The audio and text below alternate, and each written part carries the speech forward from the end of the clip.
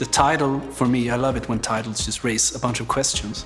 And for me, it sort of feels like, obviously I wrote this before me and my ex split up, but in retrospect, it's all about, you know, how in a relationship we tend to look out for each other, but sometimes that can sort of end up being that, like, both parts drag each other down, you know, try to shelter each other, and we try to, you know, keep each other safe or like raise each other up. But then when you do that, you lose your own energy, and it's sort of like, you know, it's an equilibrium of energy. And to me, it felt like that relationship could never be 50-50. It was always like, you know, 99-1 or 99-1, you know. It sort of felt like I was communicating in a different frequency, like a whale, you know, sort of like in subsonic frequencies. We could never understand each other, really. We were from two different worlds, so that's how it all came about, you know.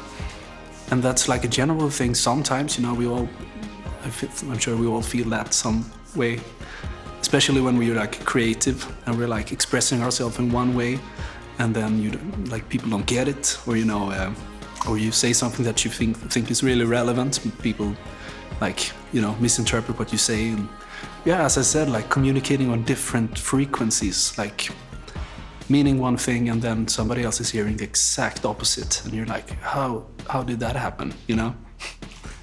I just want to get the listener to break out of conventions. I know that sounds really pretentious, maybe, but to me it's like, you know, for instance, like this, writing a song that is not about a clear topic, you know. It's not about love, it's not about, you know, whatever is, you know, easy to take in, but rather to something that people can make up their own minds and make up their own stories and paint their own pictures through.